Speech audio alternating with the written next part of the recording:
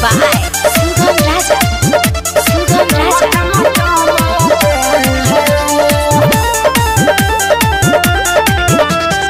इतर लगैलू भीतर तोहरा गम गम गम के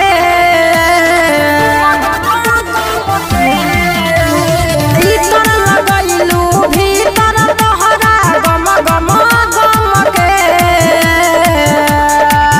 उठल हलिया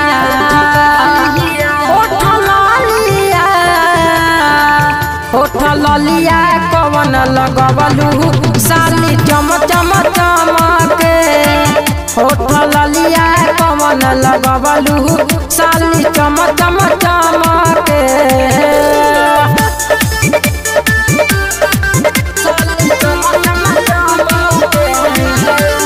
Music by Sugam Raja. Sugam Raja. Kashmir से जैसे गोरे गोरे गलिया कमर कोइनिया चाल चलेलू मोरिनिया कश्मीर से जैसे गोरे गोरे गलिया कमर कोइनिया चाल चलेलू मोरिनिया देखी के तरह से तो हर चीज खाव हमके देखी के तरह से तो हर चीज खाव हमके उठल हलिया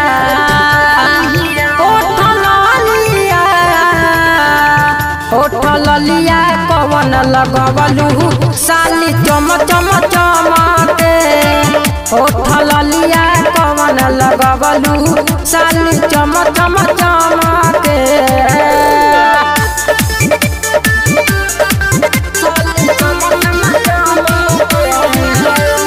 Music by Sugam Raja.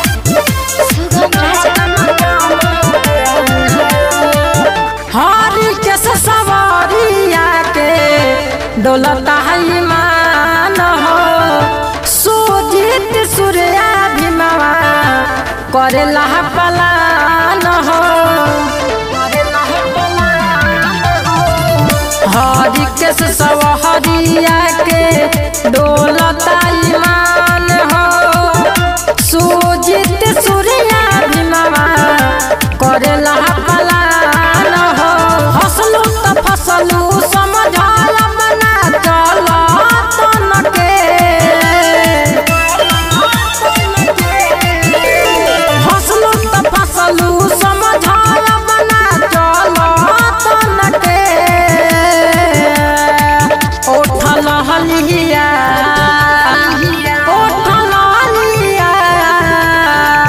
उठल लिया कवन लगवलू साली चम चम चमके उठल लिया कवन लगवलू साली चम चम चमके इतर लगैलू भीतर तोहरा गम गम गम के उठल हलिया